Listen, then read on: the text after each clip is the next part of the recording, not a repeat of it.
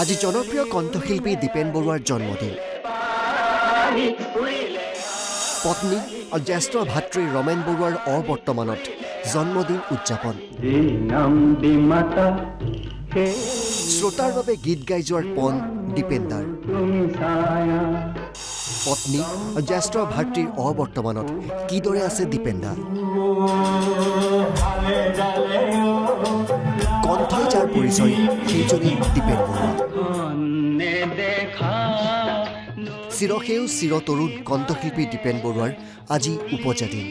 1945 চনৰ 19 নৱেম্বৰৰ এই দিনটোতে লতাশিলৰ সেই বিখ্যাত বৰুৱাৰ সংসাৰলৈ আহিছিল দীপেন বৰুৱা পৰিয়ালৰ সৰ্বকনিষ্ঠ সদস্য আছিল দীপেনদা কিন্তু জন্মদিন বুলি এইবাৰ বিশেষ আয়োজন নাই দীপেনদাই ক'লে এতিয়া মই অকলশৰীয়া 3 বছৰ পূৰ্বে পত্নীৰ মৃত্যুৰ পাছত জ্যেষ্ঠ ভাতৃ ৰমেন বৰুৱাও নিৰুদ্দেশ হ'ল একাকিকত্বৰ জীৱন কটোৱা চিৰসেউজ মানুহজনে সেইবাবে বিশেষ আয়োজন নকৰিলে জন্মদিনটোত উদযাপন মানে মই কয় অকলশৰীয়া মানুহে কেনেকৈ উদযাপন কৰিম মইতো একো কৰিব নোৱাৰোঁ তেনেকৈ উপায়ন কৰিব নোৱাৰোঁ কাকো তেনেকৈ অকলশৰীয়া মানুহ মই নিজে ৰান্ধি বাঢ়ি খাওঁ এতিয়া মানুহ বিচাৰি আছোঁ যদি মই পোৱা নাই তেনেকৈ ঠিক মনৰ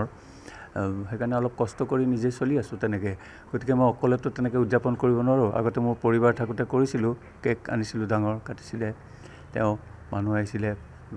তেনেকৈ উপায়ন কৰিছিলোঁ বা চেলিব্ৰেট কৰিছিলোঁ এতিয়াতো সেইটো কৰিব নোৱাৰোঁ দাদাও নাই অকলশৰীয়া জুবিন গাৰ্গক দাদা বুলি মাতে দীপেন বৰুৱাই অসমীয়া চলচ্চিত্ৰৰ 80-90 দশকৰ সেই চিৰসেউজ গীতবোৰ আজিও সকলোৰে মুখে মুখে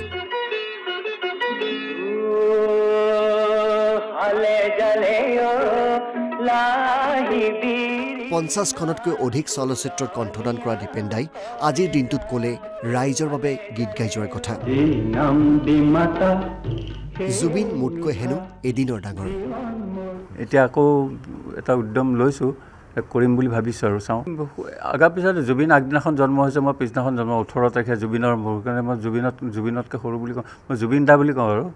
জুবিন দা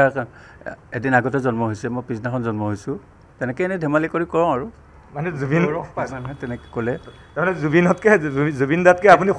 সৰু এদিনৰ সৰু 18 তাৰিখ জুবিন 19 তাৰিখে মই আপোনাৰ দাদা হ'ব মোৰ দাদা হ'ব জুবিন বছৰ বছৰ ধৰি শ্ৰোতাৰ হৃদয় জয় কৰি অনা জনপ্ৰিয় কণ্ঠশিল্পীগৰাকী আজিও চিৰসেউজ তেওঁৰ কণ্ঠ যেন আজিও একেই আছে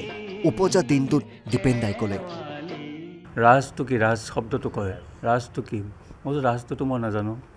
আজিকালিতো সকলোৰে মেনেজাৰে কথা কয় মেনেজাৰ থাকে মোৰতো মেনেজাৰ নাই মোৰ এজনে মেনেজাৰ আছে ওপৰত তেওঁই চব মেনেজ কৰি থাকে তেনেকৈ উত্তৰটো দি থৈ দিওঁ তেওঁই জানিব মই একো ক'ব নোৱাৰিম বুলি কৈ থৈ দিওঁ পত্নীৰ মৃত্যু জ্যেষ্ঠ ভাতৃ ৰমেন বৰুৱা নাই বুলি নোহোৱা হৈ গ'ল লতাশিলৰ সেই ঐতিহাসিক বৰুৱা সংসাৰত এতিয়া অকলশৰীয়া জীৱন পাৰ কৰিছে যেন দীপেনদাই ৰাইজৰ মৰমে এতিয়া জীয়াই ৰাখিছে মানুহজনক আজিৰ এই পবিত্ৰ দিনটোত NB নিউজ পৰিয়ালেও দীপেনদালৈ জনাইছে জন্মদিনৰ অলেখ শুভকামনা গাই যাওক জীৱনৰ গান গাই যাওক মানুহৰ গান